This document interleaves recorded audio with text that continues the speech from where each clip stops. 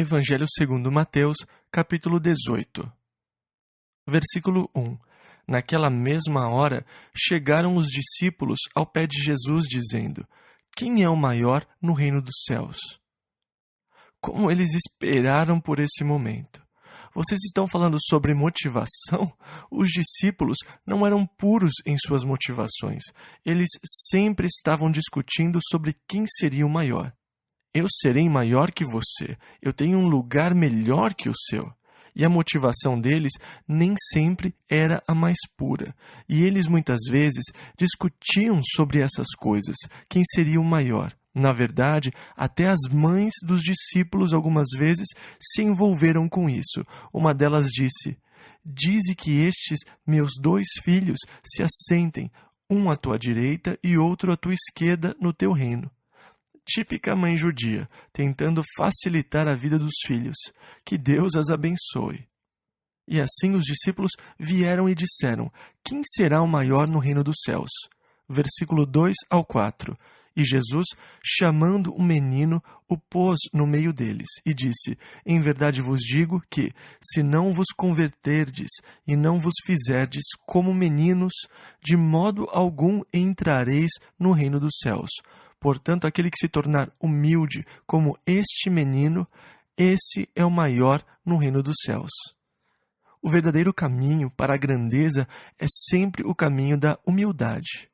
Lemos lá em Lucas 14:11, Porquanto qualquer que a si mesmo se exaltar, será humilhado, e aquele que a si mesmo se humilhar, será exaltado. Tiago 4:10 diz: Humilhai-vos perante o Senhor, e Ele vos exaltará. E Jesus pega um menino e diz: Vocês devem se tornar como um menino para entrarem no reino dos céus. Portanto, quem se tornar humilde como esse menino, esse será o maior no reino dos céus. O caminho para a grandeza é o caminho do servir. É muito importante aprender a servir e não olhar para nós mesmos, mas para o Senhor e exaltá-lo. Versículo 5. E qualquer que receber em meu nome um menino, tal como este, a mim me recebe. Como o Senhor ama as criancinhas. Como Ele ama os seus pequenos e lindos rostos. Como Ele ama a fé e a confiança do coração de uma criança. Existe alguma coisa sobre a sua inocência e simplicidade que é absolutamente gloriosa. E Jesus disse, versículo 6, Mas qualquer que escandalizar um destes pequeninos, que creem em mim, melhor lhe fora que se lhe pendurasse ao pescoço uma mó de azenha e se submergisse na profundeza do mar. Eu amo Jesus. Ele é um homem de verdade. Parece algo dito pela máfia aqui, mas eu concordo plenamente com ele. Ele é direto. E eu acho que o pecado mais hediondo que alguém pode cometer é tentar destruir a fé de uma criança em Deus. Esse é um dos piores pecados que alguém poderia cometer. Pegar uma criança pura, com a sua simplicidade e confiança em Deus, e deliberadamente destruir a fé dessa criança em Deus, em Jesus Cristo. Jesus disse, olha, seria melhor que um homem pegasse uma mó, uma pedra de moinho, e essas pedras pesam cerca de 180 quilos, que amarrasse ao redor do seu pescoço e se jogasse no mar. É melhor que aconteça isso do que destruir a fé de qualquer um desses pequeninos que creem em mim. Versículo 7.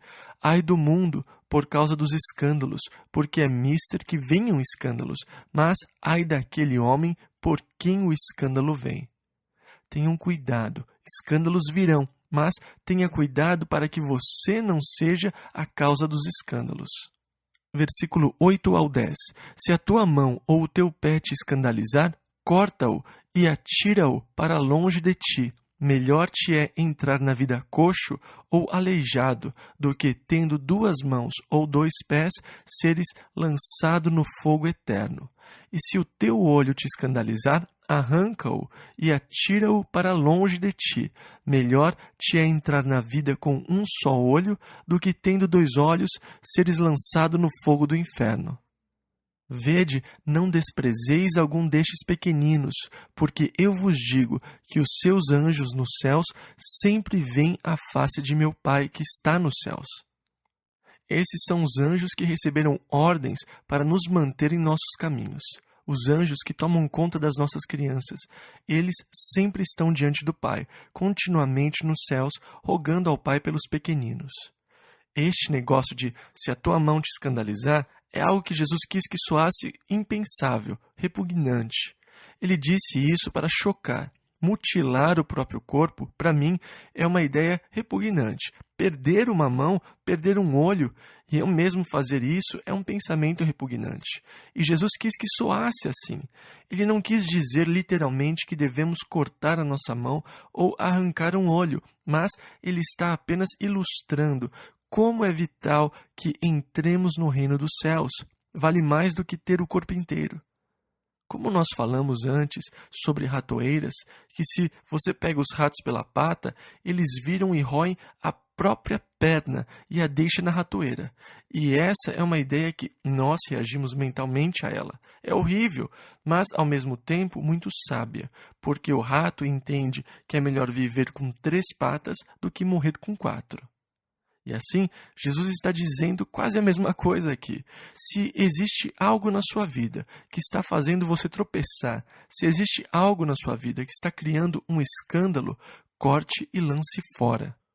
Às vezes, quando uma pessoa vem ao meu escritório, se senta e começa a despejar a sua história, ela diz: "Bem, Chuck, a minha vida está uma bagunça. Eu nunca pensei que isso aconteceria comigo. Eu não consigo entender. Mas a verdade é que eu estou tendo um caso com alguém e não sei o que fazer. Isso está acabando comigo. A minha esposa não sabe e eu não sei o que fazer sobre isso." Eu digo a eles sem rodeio: acabe com esse caso imediatamente. Não amanhã, mas agora mesmo. "Ah, mas eu..." Não, acabe já com isso. Eu digo, se eu fosse um cirurgião e você viesse e dissesse: "Eu estou com esses caroços debaixo do meu braço, está dolorido. Isso me incomoda muito. E se eu não ligasse e não fizesse uma biópsia para determinar se você tem um câncer ou não, e apenas dissesse: "Ah, provavelmente é câncer, mas uma cirurgia seria muito dolorida. Você não vai querer passar por essa dor. Por que você não toma aspirina para não sentir mais a dor e deixa isso para lá?"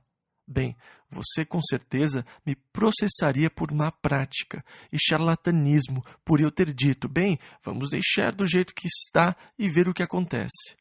E eu falo: "Você veio até a mim com uma doença espiritual que é mais mortal do que câncer. Eu sou cirurgião. Estou lhe dizendo que você tem que ser operado imediatamente. A sua vida depende disso. Você tem que acabar com essa relação. E se existe algum pecado que você tem tolerado, permitido, brincado com ele, você não pode mais agir assim." Jesus disse: "Corte-o. É melhor entrar na vida mutilado do que ir para o inferno com o corpo inteiro." E então Jesus, no verso 11, fala lindamente: "Porque o Filho do Homem veio salvar o que se tinha perdido." Eu adoro isso. Nós lidaremos com esse assunto quando chegarmos ao Evangelho de Lucas, porque ele amplia o tema. E agora, Jesus disse, versículo 12 ao 14, "Que vos parece?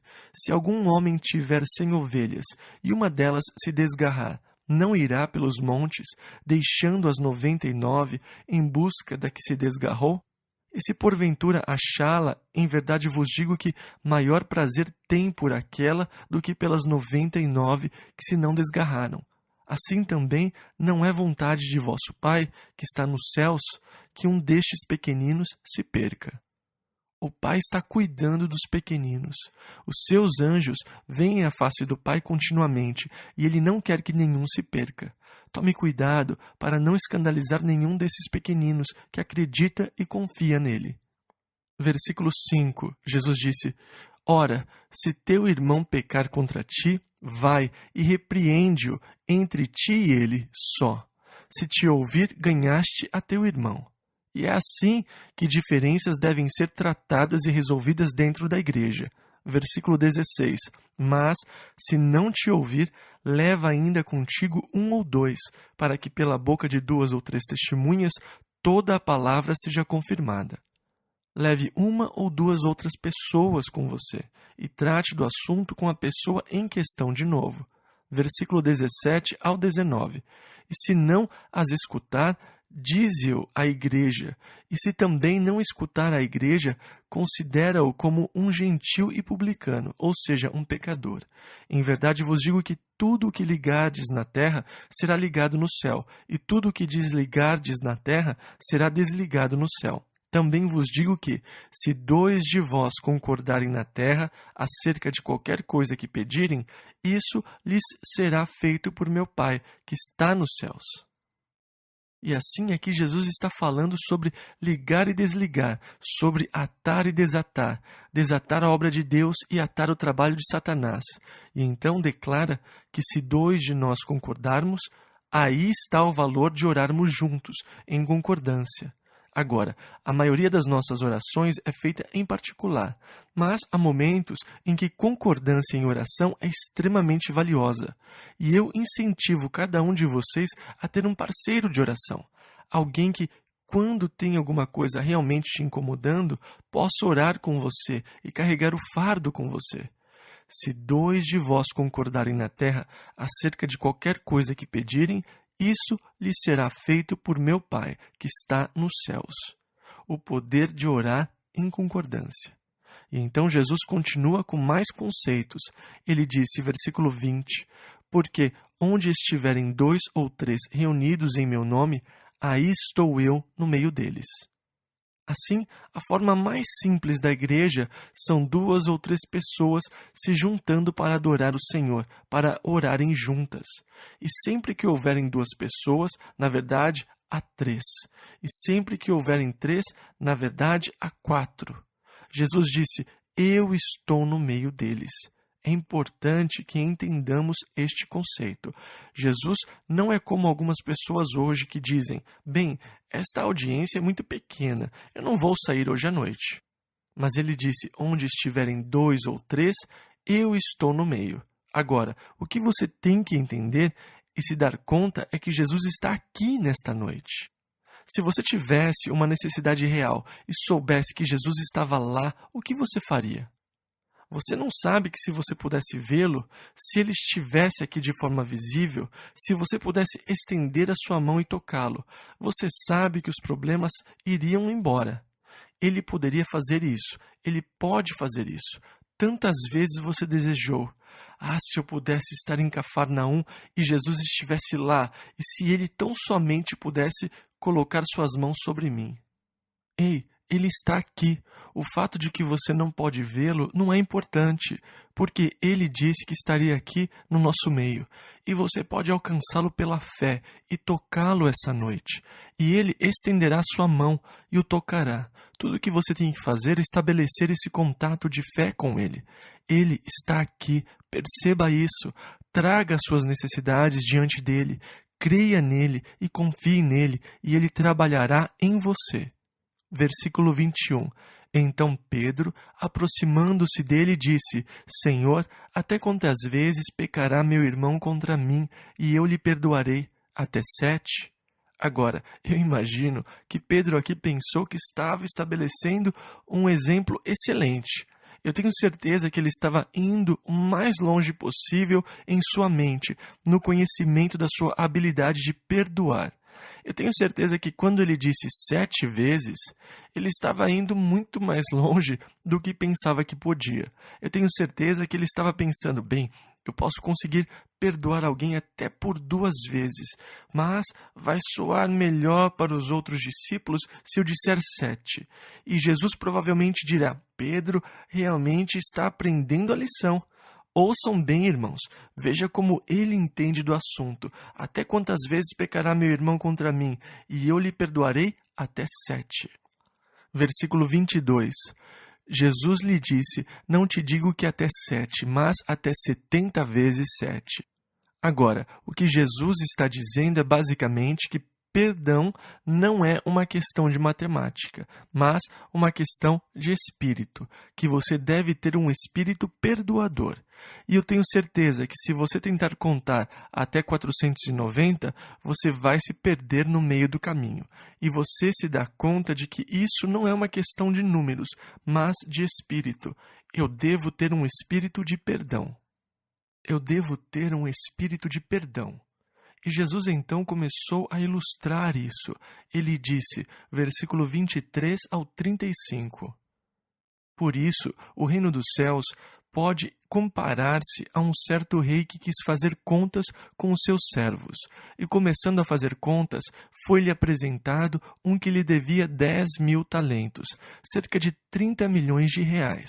E não tendo ele com que pagar, o seu senhor mandou que ele e sua mulher e seus filhos fossem vendidos com tudo quanto tinha, para que a dívida se lhe pagasse. Então, aquele servo, prostrando-se, o reverenciava, dizendo, Senhor, sê generoso para comigo, e tudo te pagarei. Então o senhor daquele servo, movido de íntima compaixão, soltou-o e perdoou-lhe a dívida. Saindo, porém, aquele servo encontrou um dos seus conservos, que lhe devia 100 dinheiros, cerca de 6.000 reais, e lançando mão dele, sufocava-o, dizendo, paga-me o que me deves. Então o seu companheiro, prostrando-se a seus pés, rogava-lhe, dizendo, sê generoso para comigo, e tudo te pagarei. Ele, porém, não quis, antes foi encerrá-lo na prisão, até que pagasse a dívida. Vendo, pois, os seus conservos o que acontecia, contristaram-se muito, e foram declarar ao seu senhor tudo o que se passara. Então o seu senhor, chamando-o à sua presença, disse-lhe, servo malvado, perdoei-te toda aquela dívida, porque me suplicaste. Não devias tu igualmente ter compaixão do teu companheiro, como eu também tive misericórdia de ti? E indignado, o seu senhor o entregou aos atormentadores, até que pagasse tudo o que lhe devia. E assim vos fará também meu Pai Celestial, se do coração não perdoardes cada um a seu irmão as suas ofensas. Uma lição muito dura essa sobre perdão. Agora, a analogia aqui é muito clara e óbvia. Deus tem lhe perdoado tanto todos os seus pecados do passado. Quem é você para guardar algum ressentimento contra o seu irmão para não o perdoar, por algo pequeno ou algo malvado que ele tenha dito sobre você, ou algo sujo que ele tenha feito com você? Quem é você para guardar essa amargura e não perdoá-lo? Jesus disse, se vocês não os perdoarem de coração, o seu Pai não perdoará a sua ofensa. Agora, isso é pesado. Você pode dizer, bem, explique isso para nós. Eu não sei. Se você quiser que eu explique isso, eu não consigo. Você pode dizer, isso não é o mesmo que obras, então? Perdoar aqui é uma obra? Eu não sei o que é, mas é a palavra de Jesus e é melhor que você a obedeça. O Senhor nunca mandou que a gente fizesse alguma coisa, mas o que Ele nos dá é a capacidade para fazer tal coisa se estivermos afim. O problema é que nós frequentemente não estamos dispostos a perdoar. O Senhor está dizendo que deve ser mais do que perdoar por perdoar somente em palavras. Eu perdoo, mas se você fizer isso de novo, você vai se ver comigo. Eu perdoo, mas eu jamais esquecerei. Eu vou enterrar a minha machadinha, mas eu vou deixar o cabo de fora, para que eu possa apanhá-la sempre que eu precisar. O perdão vem do coração. Perdão é uma questão do coração, é uma questão do espírito, e na medida em que Deus ordenou isso, Ele me dará a capacidade, se eu estiver disposto, mas eu tenho que estar disposto, e por isso eu devo orar. Deus, me dê um espírito perdoador. Deus, eu estou amargurado, eu estou nervoso com o que fizeram comigo. Senhor, eu estou chateado com isso e eu não quero perdoar. Eu quero vingança, Deus, mas eu sei que isso não vem do Senhor.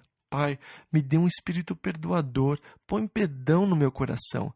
Deus, tira essa amargura, tira esse espírito que não quer perdoar. E então eu receberei a ajuda de Deus se eu estiver disposto. Mas eu tenho que querer. Mas eu tenho que agir assim. É uma obrigação. Evangelho segundo Mateus, capítulo 19, versículo 1.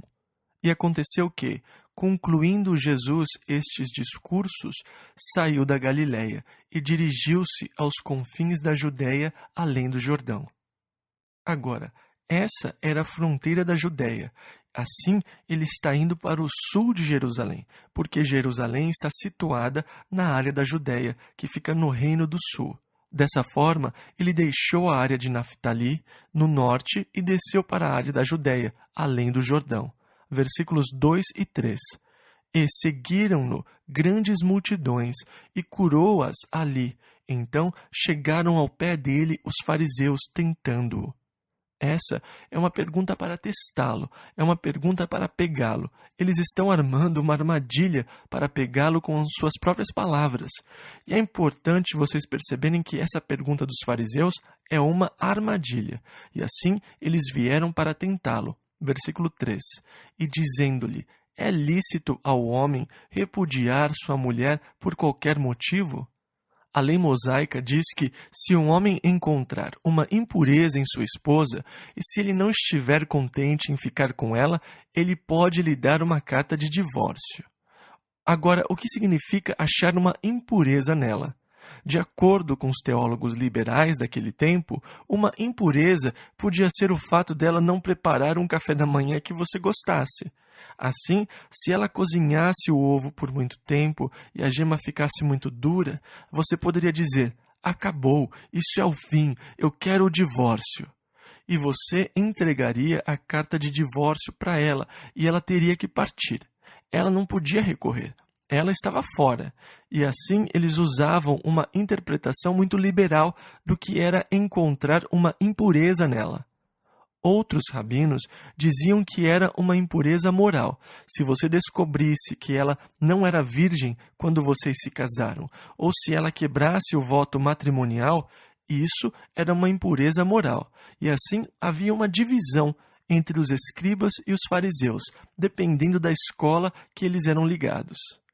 E dessa forma, eles estavam questionando Jesus. É lícito ao homem repudiar sua mulher por qualquer motivo? Versículo 4. Ele, porém, respondendo, disse-lhes: não tendes lido que aquele que os fez no princípio macho e fêmea, os fez... Agora, perceba que Jesus não está voltando ao tempo da lei, mas ele está voltando ao princípio. Agora, há uma movimentação hoje para mudar o que Deus fez. Eles jamais conseguirão. Deus ajude essa humanidade pobre e doente. Eu não sei se tem aqui algum transexual, mas eu não consigo entender esse tipo de doença. Então, Deus os criou macho e fêmea, versículos 5 e 6, e disse: portanto, deixará o homem pai e mãe, e se unirá à sua mulher, e serão dois numa só carne. Assim não são mais dois, mas uma só carne. Há uma unidade que vem com um casamento, onde duas pessoas se tornam uma só carne. É claro que isso também é verdade na gravidez. Duas pessoas se tornam uma na gravidez. São 23 cromossomos de cada um para criar uma nova vida. É lindo! E vocês, pais, não podem dizer: esse é o seu filho, tome conta dele, porque ele é metade seu também. 23 cromossomos são seus. E assim é uma combinação perfeita. Os dois serão uma só carne. Versículo 6. Assim não são mais dois, mas uma só carne. Portanto, o que Deus ajuntou, não o separe o homem ao se divorciar. Agora, naquele tempo, as mulheres não tinham o poder do divórcio. E foi por isso que Deus disse: portanto, o que Deus juntou, não separe o homem. Deus transformou dois de vocês numa só carne. Não permita que um homem quebre isso ao dar uma carta de divórcio para sua esposa. Versículo 7. Disseram-lhe eles. Agora, pense numa armadilha se fechando. Jesus está prestes a cair nela. Muito bem, agora nós pegaremos ele. E eles disseram a Jesus, versículo 7, então, por que mandou Moisés dar-lhe carta de divórcio e repudiá-la? Todos reconheceram que a lei que Moisés deu veio de Deus. Se existe algo inspirado na Bíblia, é a lei de Moisés.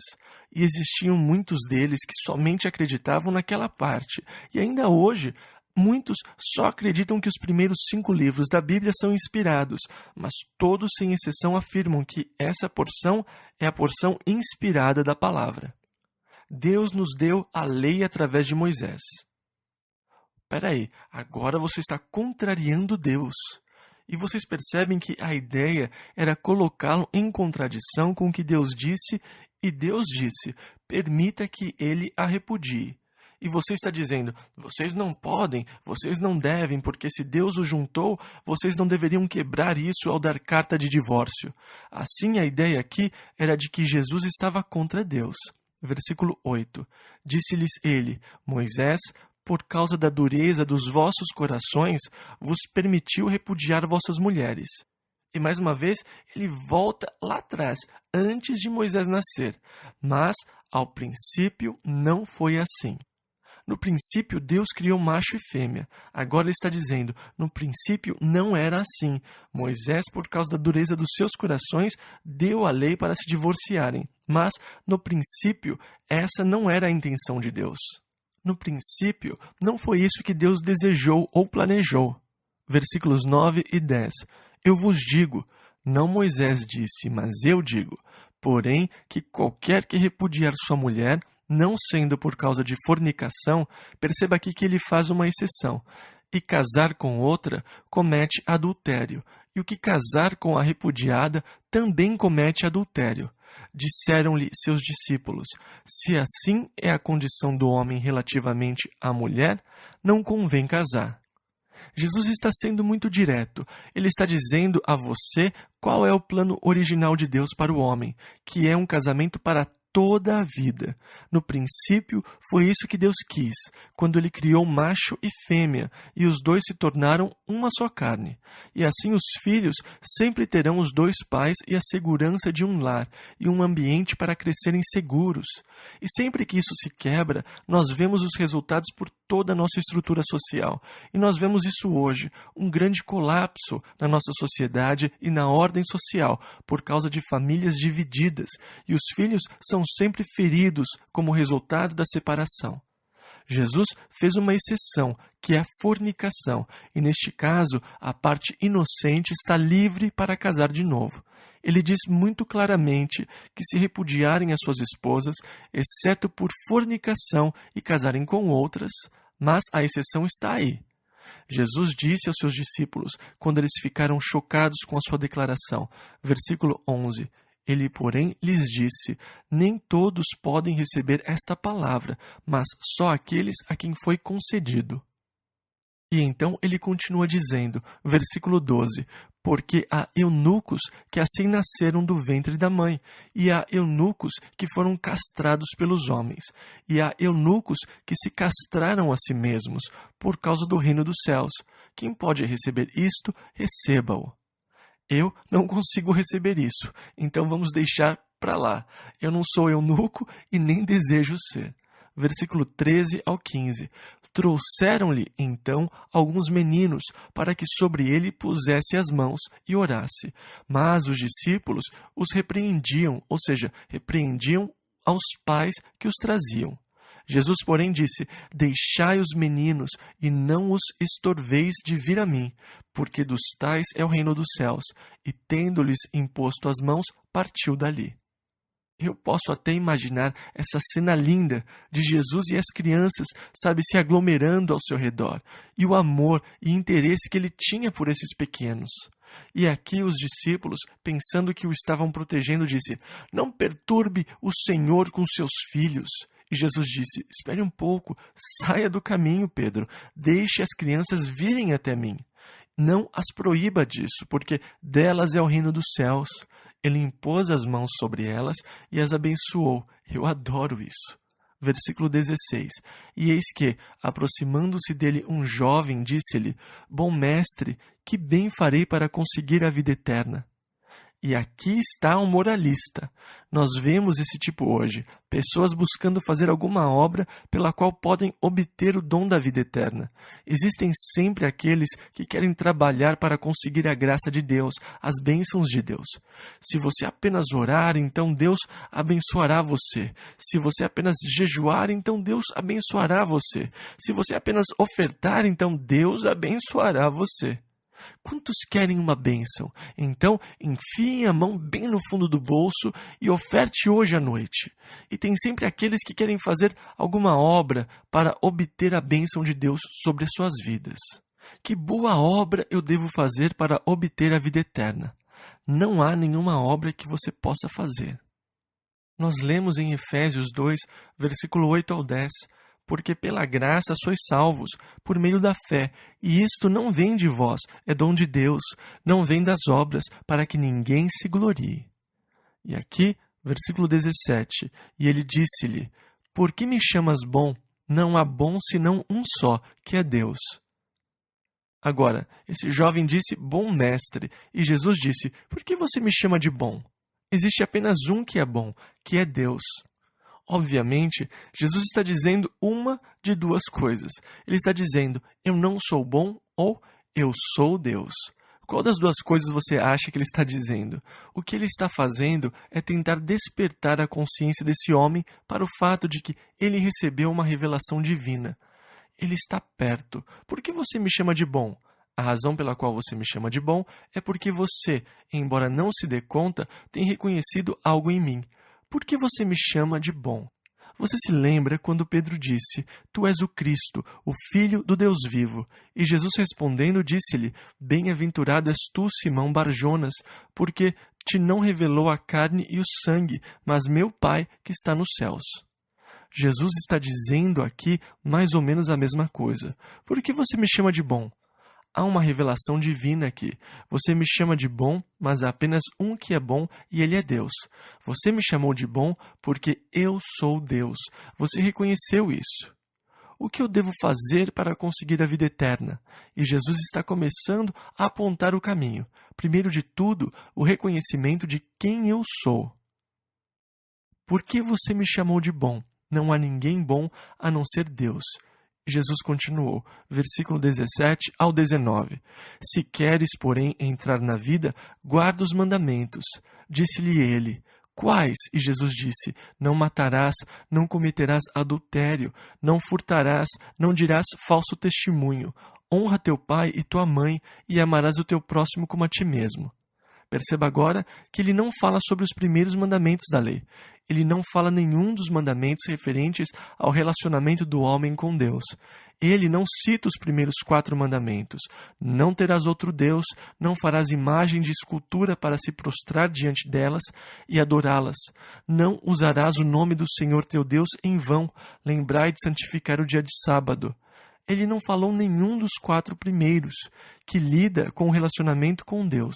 Ele apenas falou sobre os que lida com o relacionamento do homem com o próprio homem, porque este jovem era um moralista. Ele era do tipo que estava buscando uma boa obra para realizar, para lhe servir de caso, para herdar a vida eterna. Ele estava acostumado a praticar boas obras. Ele passou a sua vida praticando boas obras, e por isso Jesus lhe deu os mandamentos que lidam com o relacionamento entre homens. E quando Jesus lhe apresentou isso, versículo 20, disse-lhe o jovem, tudo isso tenho guardado desde a minha mocidade, que me falta ainda. Agora, aqui está um jovem rico e moralista. Ele tem guardado todos esses mandamentos relacionados aos outros. Por toda a sua vida, ele tem tentado fazer a coisa certa, a atitude certa em relação ao próximo. Mas mesmo assim, ele sabe que tem algo faltando na sua vida. Eu ainda não tenho o que o Senhor tem. O que está faltando? Ele estava consciente que faltava algo em sua vida, que deveria existir algo mais do que apenas viver uma boa vida e ser rico. Que me falta ainda? Versículo 21. Disse-lhe Jesus, se queres ser perfeito, totalmente completo, perfeito, vai, vende tudo o que tens e dá aos pobres, e terás um tesouro no céu, e vem e segue-me. Eu gostaria de ler para você a essência do que Jesus está dizendo para ele. Se você quer ser perfeito, vem e segue-me. O resto é apenas secundário. Em relação ao resto, não há uma aplicação universal para isso. Esse foi um mandamento único para aquele homem. Não é algo que pode ser aplicado universalmente. Esse não é um requerimento para qualquer pessoa que queira ser perfeita ou conseguir a vida eterna. Isso não quer dizer que você tem que vender tudo o que tem e distribuir para os pobres. Na igreja primitiva, havia algo parecido que acabou em desastre financeiro e também acabou em algumas calamidades pessoais. Quando a igreja começou, as pessoas estavam muito animadas com o que estava acontecendo. E elas estavam aguardando o retorno imediato do Senhor, e muitas delas começaram a vender as suas propriedades e trazer o dinheiro e colocar aos pés dos apóstolos. E havia um casal, Ananias e Safira, que venderam a sua propriedade e trouxeram parte do dinheiro e colocaram aos pés de Pedro. E Pedro disse: Ananias, por que encheu Satanás o teu coração para que mentisses ao Espírito Santo e retivesses parte do preço da herdade? Guardando-a não ficava para ti, e vendida não estava em teu poder? Por que formaste esse desígnio em teu coração? Não mentiste aos homens, mas a Deus.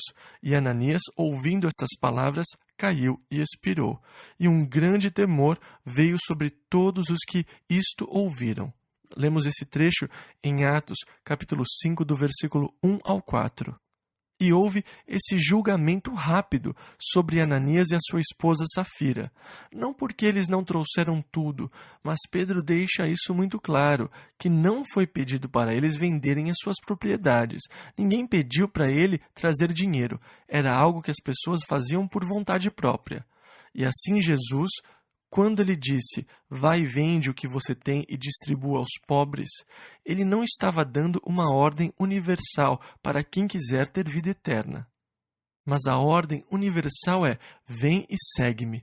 Você não pode conseguir vida eterna se não seguir a Jesus Cristo, mas Ele sempre vai colocar o dedo onde quer que seja na sua vida, naquilo que te impede de segui-lo. E no caso desse jovem rico, o que o impedia de seguir a Jesus Cristo era a sua riqueza. Esse era o seu Deus. Aqui mesmo em Mateus, no capítulo 6, versículo 24, Jesus disse, ninguém pode servir a dois senhores, não podeis servir a Deus e a Mamon. Se você tem um falso Deus que está controlando a sua vida, então você tem que ir e se livrar dele, seja o que for. Você deve ter o verdadeiro Deus sob o trono da sua vida. Jesus disse, vem e segue-me. Por que você me chama de bom? Há apenas um que é bom, que é Deus. Você me chamou de bom porque reconhece que eu sou Deus. Agora, segue-me. Livre-se dos falsos deuses. Livre-se desses deuses vazios. Siga o Deus vivo e verdadeiro.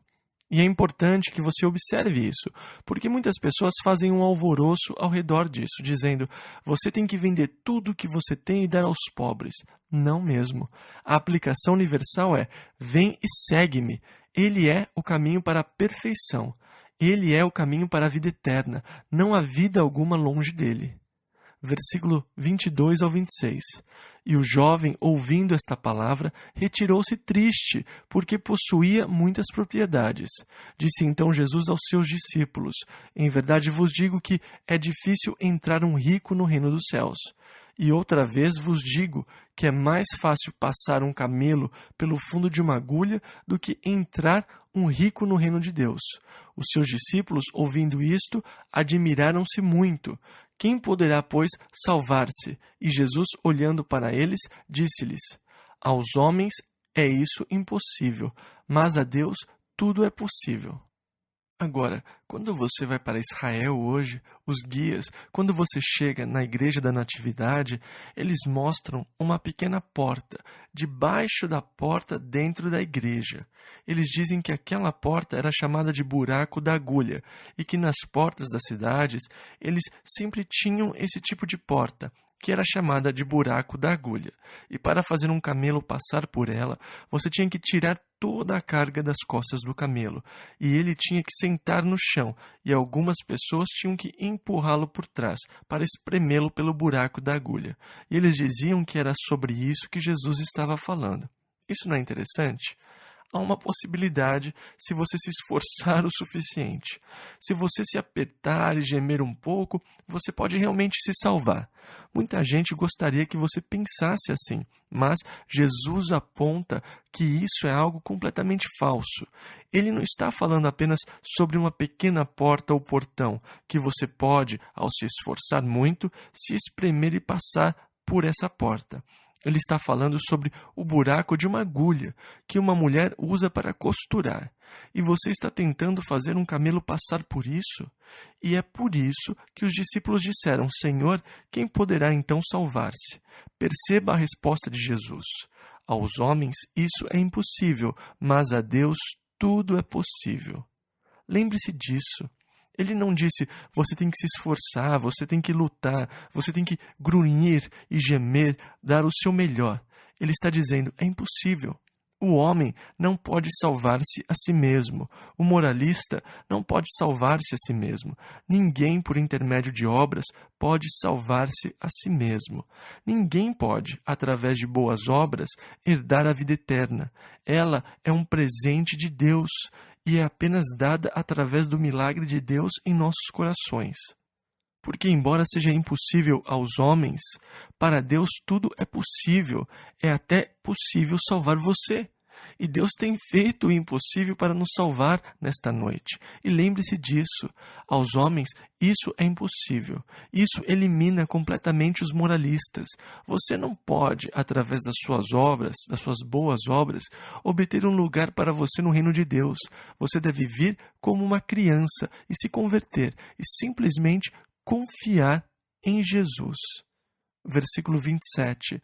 Então Pedro, tomando a palavra, disse-lhe, eis que nós deixamos tudo e te seguimos. Que receberemos? Ou seja, sempre procurando por isso. O que eu ganho em te seguir, Senhor? Eu serei o maior? Versículo 28. E Jesus disse-lhes, em verdade vos digo que vós que me seguistes, quando na regeneração, na recriação, ao criar uma nova ordem, o Filho do Homem se assentar no trono da sua glória, também vos assentareis sobre 12 tronos, para julgar as 12 tribos de Israel. Agora, lá no céu, João viu o trono de Deus e haviam 24 tronos ao redor do trono de Deus, sobre os quais sentavam 24 anciãos. Existem muitas pessoas que acreditam que esses 24 anciãos são, na verdade, os representantes da igreja. E é claro que, se assim for, então 12 deles seriam os apóstolos. Há alguns problemas com essa interpretação, mas é uma das interpretações que tem sido sugeridas para esses 24 tronos ao redor do trono de Deus. Existem alguns problemas com essa interpretação, mas é uma das interpretações que tem sido sugerida para esses 24 tronos ao redor do trono de Deus. No entanto, Jesus disse que eles sentariam sobre 12 tronos para julgar as 12 tribos de Israel. Versículo 29. E todo aquele que tiver deixado casas, ou irmãos, ou irmãs, ou pai, ou mãe, ou mulher, ou filhos, ou terras, por amor de meu nome, ou seja, se você tem feito isso por amor ao seu nome, a sua esposa não lhe seguirá em seu completo comprometimento com Cristo. Querendo dizer que a sua esposa não lhe seguiu no seu completo comprometimento com Jesus Cristo. E como Paulo disse, mas se o marido descrente se apartar, aparte-se, porque neste caso o irmão ou irmã não está sujeito à servidão, mas Deus chamou-nos para a paz. Versículo 29. Receberá 100 vezes tanto e herdará a vida eterna. Ele não só dá 100 vezes mais agora, como também a vida eterna. Versículo 30. Porém, muitos primeiros serão os derradeiros, os últimos. Eu acho que ele está se referindo aqui, na verdade, à nação de Israel, para quem o evangelho deveria ser pregado primeiro. Paulo disse lá aos Romanos, no capítulo 1, versículo 16, porque não me envergonho do evangelho de Cristo, pois é o poder de Deus para a salvação de todo aquele que crê, primeiro do judeu e também do grego. O evangelho devia ir primeiro para os judeus e depois para os gentios.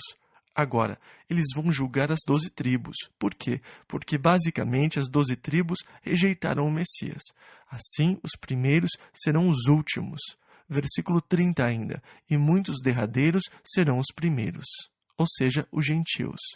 E assim, no reino que Jesus estabelecer, nós deveremos ser um com ele, co-herdeiros com o Filho do glorioso reino de Deus por toda a eternidade. O Evangelho veio a nós por último, mas temos os primeiros privilégios no seu reino glorioso, nós que temos crido em Jesus Cristo. Em Colossenses 3:11 nós lemos, não há grego nem judeu, circuncisão nem incircuncisão, bárbaro, cita, servo ou livre, mas Cristo é tudo e em todos. Nós temos uma nova nacionalidade. Nós somos novas criaturas em Cristo Jesus. Nós somos uma nova criatura, uma nova raça de pessoas. E assim, vocês não podem dizer, bem, eu sou irlandês, ou inglês, ou escocês. Vocês devem dizer, eu sou cristão. Vocês pertencem a uma nova raça. Nós não estamos mais ligados ao grupo étnico que viemos. Nós somos um em Jesus Cristo. Nós estamos ligados a uma nova fonte. Bem, esse é o meu temperamento irlandês. Não, não. Esse velho temperamento irlandês morreu e você se tornou um cristão.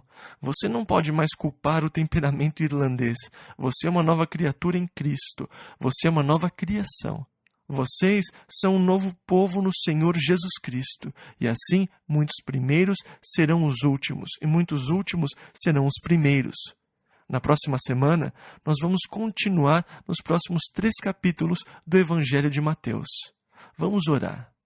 Pai, mais uma vez, nós lhe agradecemos pela sua palavra. Verdadeiramente, ela é lâmpada para os nossos pés e luz para o nosso caminho. Que nós possamos andar nessa luz, ser obedientes à verdade, que não procuremos moldar ou modificar a sua palavra para se encaixar nos nossos conceitos, mas que nós tenhamos os nossos conceitos moldados pela sua palavra. Nos ajude, Pai, a nos curvarmos diante da autoridade da sua palavra, ao invés de tentar torcer a verdade para se encaixar em nossos estilos de vida. Jesus, que a Tua palavra penetre nos nossos corações e nos dê um espírito de obediência e um espírito perdoador. Nós oramos em nome de Jesus. Amém.